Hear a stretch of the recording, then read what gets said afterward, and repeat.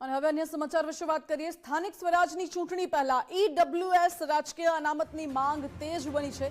EWS રાજકીય અનામત માટે આવતીકાલે બેઠક યોજાવાની છે। ગાંધીનગરમાં પાટીદાર સહિત સવર્ણ સમાજના આગેવાનો એકત્રિત થશે અને ઈડબ્લ્યુએસ રાજકીય અનામત માટે ચિંતન શિબિરનું આયોજન કરવામાં આવશે।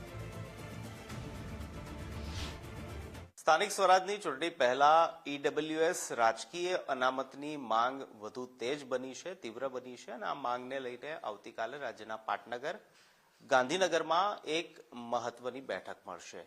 આપણી સાથે પાટીદાર આગેવાન દિનેશભાઈ બામણિયા છે, તેમની સાથે વાત કરી। દિનેશભાઈ, શું એજન્ડા આવતીકાલની બેઠકની અને કેમ આ બેઠક બોલાવવામાં આવી? જો ગુજરાતની અંદર સ્થાનિક સ્વરાજની ચૂંટણીમાં સરકારે જે અનામતની પદ્ધતિઓ લાગુ કરી છે તેને લઈને કાયદાકીય મેટરોમાં પણ સરકારે ખૂબ જ મોટી ગંભીર ક્ષતિઓ ઊભી કરી છે। ત્યારે આવતીકાલે બિન અનામત વર્ગના પાટીદાર, ક્ષત્રિય, બ્રાહ્મણો અને અન્ય બિન અનામત વર્ગના આગેવાનો ઉપસ્થિત રહી અને એક સરકાર પાસે ઈડબ્લ્યુએસને અનામત આપવા માટેની માંગણી કરવામાં આવશે।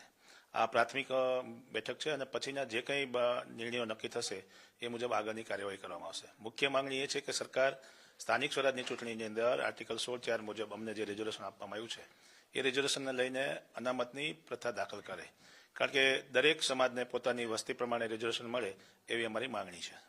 દિનેશભાઈ, કોણ બેઠકમાં હાજર રહેવાનું છે? મુખ્ય નેતાઓ પાટીદાર સમાજના જ હશે કે અન્ય સવર્ણ સમાજના પણ બધા લોકો હશે? અને આપ જે અનામતની વાત કરી રહ્યા છો 10%, શક્ય છે ખરા? 50% ઉપર ન જાય એ પ્રકારનું એક બંધારણ કહે છે, શું સ્થિતિ? જો મિટિંગમાં તો ક્ષત્રિય સમાજ, બ્રહ્મ સમાજના સામાજિક અને રાજકીય આગેવાનો ઉપસ્થિત રહેવાના છે, સાથે પાટીદાર સમાજના આંદોલનકારીઓ અને સામાજિક આગેવાનો પણ ઉપસ્થિત રહેવાના છે। અનામત સંપૂર્ણપણે શક્યતા એટલા માટે છે કે આ 16(5) રાજ્ય સરકારની સત્તામાં આવતો નિર્ણય છે અને સુપ્રીમ કોર્ટે સ્પષ્ટ કીધું છે કે જે વસ્તી પછાત છે તેના માટે અનામતની જોગવાઈ કરવામાં આવે।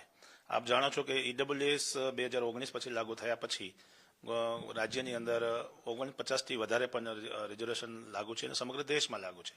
અમારી વાત છે ભારતના બંધારણમાં આપેલા અમને અનામતમાં ફક્ત ને ફક્ત હવે સ્થાનિક સ્વરાજની ચૂંટણીઓમાં અમને એનું પ્રતિનિધિત્વ મળે એવી અમારી માંગણી છે। રાજ્ય સરકાર અને બંધારણમાં આપેલા હકો મુજબ દરેક સમાજને પોતાના પછાતપણાનો દૂર કરવા માટેનો હક રાજ્ય સરકારને આપેલો છે। રાજકીય રીતે સરકારમાં આ અંગે રજૂઆત થઈ છે કે પછી આ મીટિંગ પછી રજૂઆત કયા પ્લેટફોર્મથી કઈ રીતે કરાશે?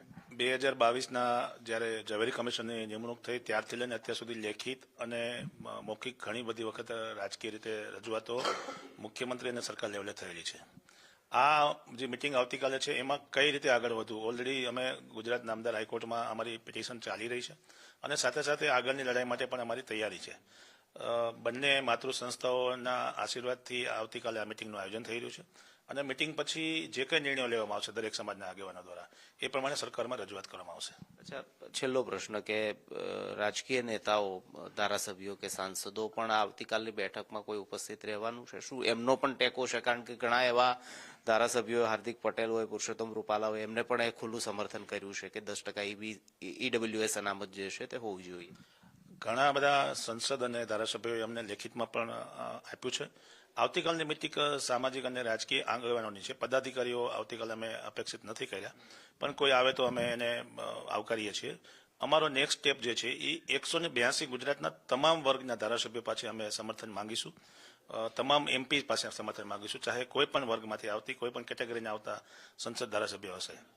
એ બધી વાતો આવતીકાલે થશે। સામાજિક સંસ્થાઓ, સામાજિક એજ્યુકેશન, શિક્ષણ સાથે જોડાયેલી સંસ્થાઓ અને દરેક સમાજની બિન અનામત વર્ગમાં આવતા આગેવાનો સાથે આ બાબતને જાગૃતિ કરવામાં આવશે। તો સ્થાનિક સ્વરાજની ચૂંટણીઓ હજી ડિક્લેર નથી થઈ તે પહેલા એક રાજકીય ગરબાઓ ઈડબ્લ્યુએસ રાજકીય અનામતને લઈને શરૂ થયો છે અને આ મુદ્દાને લઈને આવતીકાલે ગાંધીનગરમાં એક બેઠક મળવા જઈ રહી છે। કેમેરામેન લાલા ભરવાડ સાથે નિકુંજ જાની, ગુજરાત ફર્સ્ટ, ગાંધીનગર।